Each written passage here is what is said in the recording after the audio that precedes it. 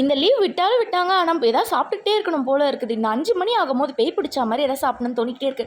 அதனால வீட்ல என்ன இருக்குன்னு பார்க்கும்போது வெறும் பன்னும், வெண்ணெயும் தான் இருந்தது. சக்கரை வீட்ல எப்பவுமே இருக்குமே, சரி எல்லாத்தையும் வச்சு ஒரு டிஷ் செய்வோம்னு சொல்லிட்டு போனேன். இப்போ நம்ம செய்ய போற டிஷ்ஷோட நேம் என்னன்னு பார்த்தீங்கன்னா, பன் பட்டர் மில்க் தான் செய்ய போறோம். பார்க்கவே செம்மையா இருந்தது. நானும் வீடியோஸ்லாம் நிறைய பார்க்கும்போது எனக்கும் டெம்ப்ட் ஆயிடுச்சு. இன்னைக்கு செஞ்சே ஆகணும்னு சொல்லிட்டு நான் போய் செய்ய ஆரம்பிச்சிட்டேன். அண்ணன் பார்த்தீங்கன்னா நடுவில் ஒரு கீரல் போட்டால் பப்பரப்பன் வாய் மாதிரி திறந்துக்கும். அது உள்ள வெண்ணையும் சக்கரையும் போட்டு அதை கடையில். அதுக்கப்புறம் என்ன மெயின் டிஷ் பால் தானே. பாலை ஊற்றி நல்லா ஊற வச்சிடலாம். பால் பார்த்தீங்கன்னா கொதிக்கும் போதே செம்மையாக வாசனை வர ஆரம்பிச்சிருச்சு. பார்க்கறதுக்கும் பார்த்தீங்கன்னா அழகாக இருக்குல்ல.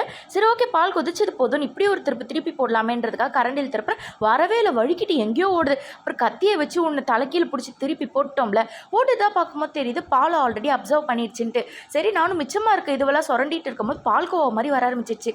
பார்த்தீங்களா செம்மையாக ஒரு ஸ்வீட் மாதிரி ரெடி ஆயிடுச்சு. அதுக்குள்ளே இது பார்த்தீங்கன்னா செய்யறதுக்கு 5 மினிட்ஸ் தான் ஆச்சு. ஆனால் சாப்பிட்டதுக்கு 1 மினிட் கூட ஆகலை.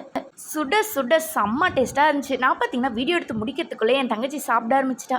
இருடி நானும் வரன்றதுக்குள்ளே அங்கே பாதி பன் காலி ஆயிடுச்சு. சரி நான் இருக்கிறத போய் டேஸ்ட் பண்ணி பார்த்தா செம்ம டேஸ்ட்டாக இருந்துச்சு. நீங்களும் ட்ரை பண்ணி பாருங்கள்.